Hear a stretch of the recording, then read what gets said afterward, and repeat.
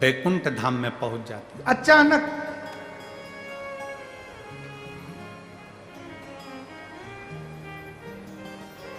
लक्ष्मी जी लगी थी भगवान शिव की आराधना करने, भगवान विष्णु लगे थे भगवान शंकर की आराधना करने। क्या देखा नयन तारा ने कि माता लक्ष्मी सुंदर रत्न जड़ित शिवलिंग का पूजन कर रही हैं, भगवान विष्णु सुंदर रतन जड़ित शिवलिंग का पूजन कर रहे हैं। नयन तारा उनको पूजन करते करते देखकर केवल प्रणाम कर कर वापिस आ गए, मिली भी नहीं, केवल पूजन करते हुए शिवलिंग पर जल चढ़ाते हुए देखकर आ गए।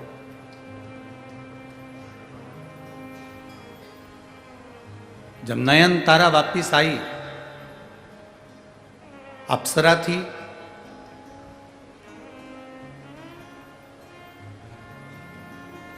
उसने भी एक सुंदर शिवलिंग का निर्माण करवाया और उसके पूजन में लग गई। अब देखिए, अचानक पूजन देख लेना, शिवलिंग पर जल चढ़ाते हुए देख लेना और खुद भी जल समर्पित करना प्रारंभ करना। अब नयन तारा ने जैसे ही शंकर भगवान को जल चढ़ाना प्रारंभ करा, जल चढ़ाते चढ़ाते चढ़ाते चढ़ाते नयन तारा इतनी शिव में लीन होने लगी, इतनी लीन होने लगी कि एक बार एक ऋषि जिनका नाम था वज्र ऋषि, वज्रा ऋषि मृत्युलोक में बैठकर तप साधना में लीन थे।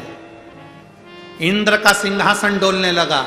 इंद्र को लगा कि ये वज्रा ऋषि तो मेरा सिंहासन छीनना चाहते हैं। इंद्र को थोड़ा सा मन में खटकने लगा कि ये वज्रा ऋषि मेरा सिंहासन लेना चाहते।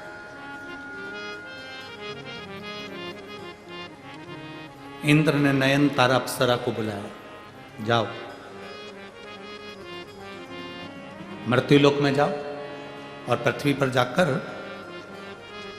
मृत्युलोक में जाकर जहां वज्रा ऋषि तप कर रहे हैं उनकी समाधि को तोड़ने का प्रयास।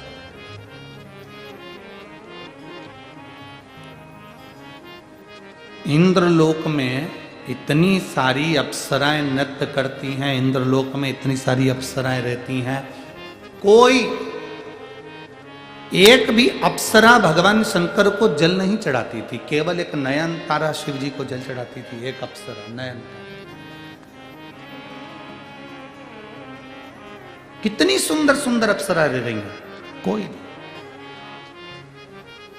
और मेरी जीजियों और मेरे 40 गांव के जीजाओं,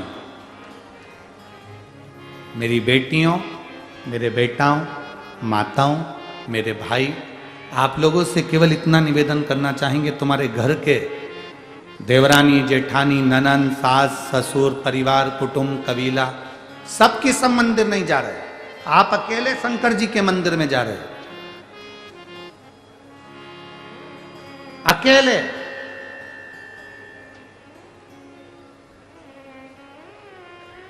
कभी यह मन में मत लाना कि मैं अकेली मंदिर जाती हूं और मेरी सास नहीं जाती, मेरी ननन नहीं जाती, मेरा देवर नहीं जाता, देवरानी नहीं जाती, जेठानी नहीं जाती, मैं जाती हूं, कोई जाता नहीं है, घर के बच्चे नहीं जाते, मैं अकेली जा रही हूं। कभी मन में ऐसा विचार मत लाना कि मैं अकेली मंदिर जा रही हूं। भगवान से यह प्रार्थना करना कि ना जाने कौन सा पुण्य मेरा प्रबल हुआ जो पूरे घर में से तूने मुझे छाट कर अपने मंदिर तक बुलाया, तूने मुझे छाट कर अपने मंदिर तक बुलाया।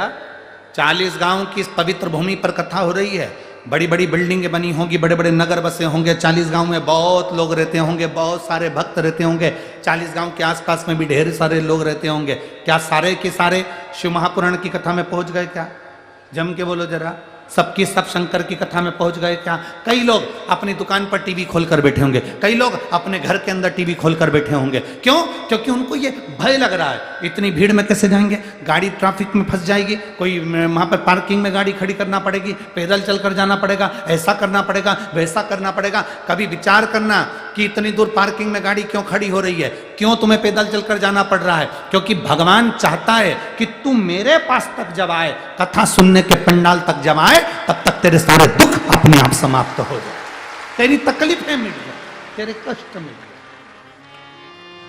मेरे नजदीक तक जब आए तेरी जिंदगी के सारे दुख मिट जाए।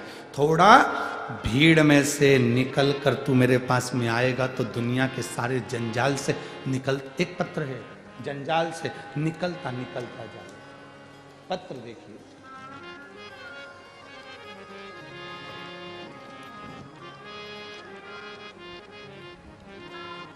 मेरा नाम भाऊ साहेब अर्जुन बाग, गांव खलाने, तहसील सिंदखेड़ा, जिला धूलिया। कहीं बैठे हैं, कहीं बैठे हो तो हाथ हिला सकते हैं।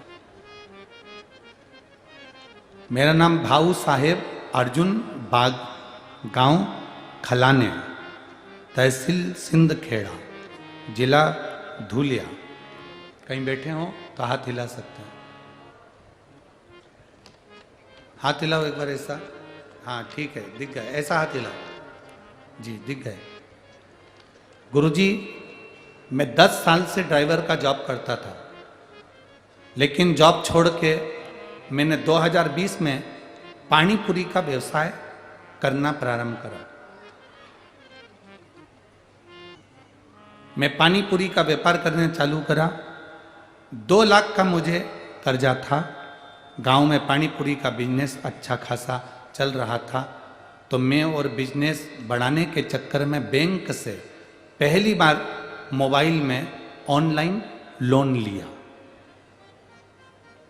गुरुदेव, ऑनलाइन लोन मैंने बिना नॉलेज से बहुत सारी बैंक से लोन लेना शुरू किया।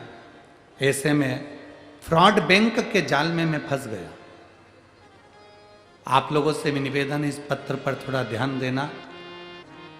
कोई चीज, कई लोग मोबाइल पर कॉल कर देते हैं, आपका इनाम लग गया, फ्री में आपके मोबाइल में बैलेंस डल रहा है, फ्री में तुम्हारे साथ में ये हो रहा है। ध्यान देना भाई, कभी जिंदगी में बहुत सारे लोग बैठे हैं केवल आपको बेवकूफ बनाने के लिए। कोई तुमसे कह दे कि यहां गड़ा हुआ धन मिल रहा है, विश्वास ना करिएगा। अपनी मेहनत पर, अपने परिश्रम पर और अपने काम पर विश्वास करना, दूसरे पर नहीं। और कहीं पर अगर कोई महाराज तुमको मिल जाए और कह दे कि मेरे पास आकर बैठ जाओ, मैं ऐसा घुमाऊंगा, सोने के हंडे निकल जाएंगे, तो सबसे पहले हमको खबर करना। हम भी चलेंगे और कुबेरेश्वर धाम का निर्माण उसके हंडे से करवा देंगे कि तूने दिया और हंडा निकल।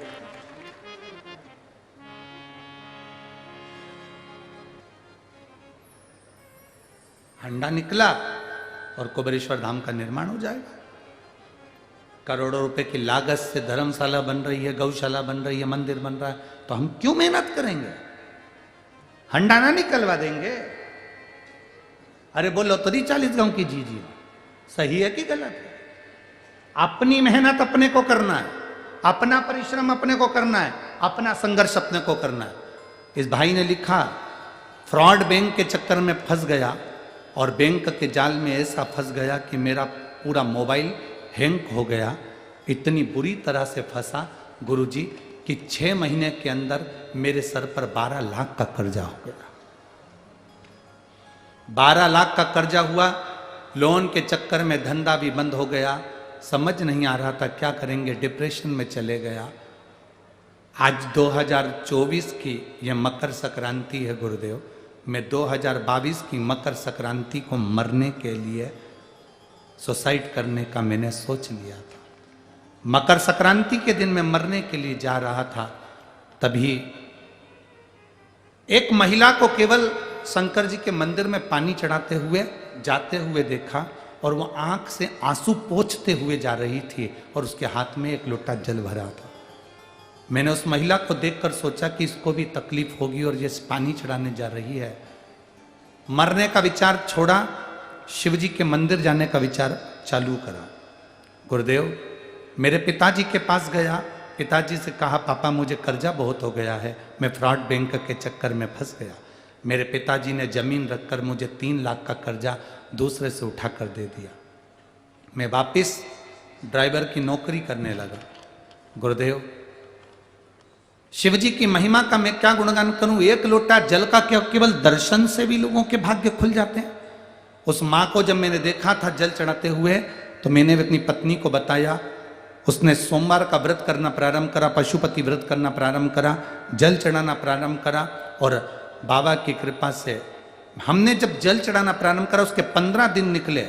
और हमने 15 दिन जब ड्राइविंग करता करता 15 दिन निकले, 7 बजे मुझे कॉल आया कि मैं धूलिया के एक ऑफिसर के यहाँ मेरा लाइसेंस का नंबर लग गया और मैं वहीं पर जॉब करने लगा। मैं वहाँ पर जॉब करने लगा। जॉब करते करते करते करते जिस ऑफिसर के यहाँ काम करता था, वहीं पर मेस का काम, भोजन खिलाने का काम मुझे मिल गया। मैं शिव जी का क्या गुणगान करूं गुरुदेव। मेरा धीरे धीरे 4 लाख का कर्जा चूक गया। अब मैंने काम को और आगे बढ़ाया और बढ़ाते बढ़ाते कथा सुनता टीवी पर, मोबाइल पर, और कथा सुनते सुनते बाबा से प्रार्थना करता, जिस दिन मेरा 12 लाख का कर्जा चूक जाएगा उस दिन पंडाल में बैठकर कथा सुनूंगा।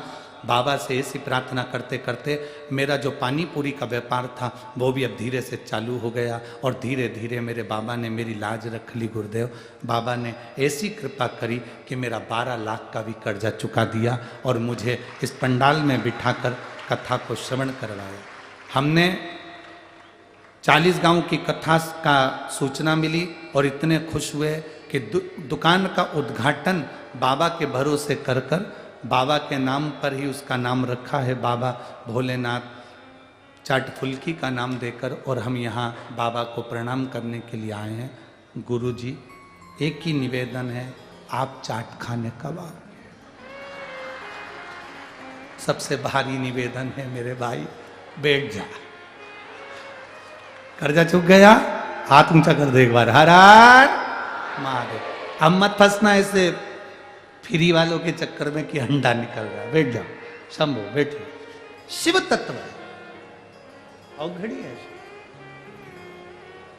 अपनी मेहनत अपने को करना, अपना संघर्ष अपने को करना। अचानक वो नयन तारा, सारी अप्सराएं शंकर को जल नहीं चढ़ाती है, पर वो नयन तारा शिव जी को जल चढ़ाती है, क्योंकि देख कर आ गई थी। इस बच्चे ने देख लिया था कि एक लोटा जल चढ़ाने जा रही है और आंख से आंसू बह रहा, रोती रोती जा रही, रोती रोती जा रही। अरे मेरे जीजियों, मेरे जीजाओं, लोग भले हंसे तुम पर, तुम कितने भी विद्वान हो, कितने भी पढ़े लिखे हो, कितनी भी अच्छी जॉब है, कलेक्टर के पद पर बैठे हो, चाहे एसपी के पद पर बैठे हो, चाहे टीआई के पद पर बैठे हो, चाहे कमिश्नर के पद पर बैठे हो, चाहे मंत्री के पद पर बैठे हो, चाहे आमदार हो, चाहे खासदार हो, चाहे तुम कुछ भी हो, तुम्हारे पद में जो पद प्रतिष्ठा है सब बाबा की कृपा से है। पर अपने हाथों से शिवजी को जल चढ़ाना कभी बंद मत करना। जल चढ़ाते रहोगे तो वो तुम्हारा हाथ पकड़ कर रखेगा और तुम्हें आगे बढ़ाता रहेगा। नयन तारा जल चढ़ाना प्रारंभ करा। आज इंद्र को लगा वज्रा ऋषि इतनी तप कर रहे हैं, साधना कर रहे हैं, वो मेरा सिंहासन पाना चाहते हैं, तो उन्होंने नयन तारा को वज्रा ऋषि का तप तोड़ने के लिए भेज दिया। जैसे वज्रा ऋषि का तप तोड़ने के लिए नयन तारा गई, वज्रा ऋषि को क्रोध आ गया और नयन तारा को श्राप दे दिया, ये नयन तारा तू अप्सरा होकर तेरी बुद्धि में भगवान की भक्ति नहीं कि मैं भजन कर रहा, मैं तुझे श्राप देता हूं नयन तारा, तो राक्षसी होगी।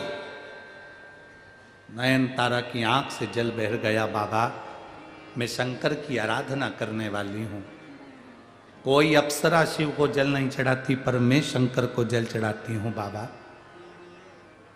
बाबा ने ध्यान लगाकर देखा, ये तो शिव की भक्त है।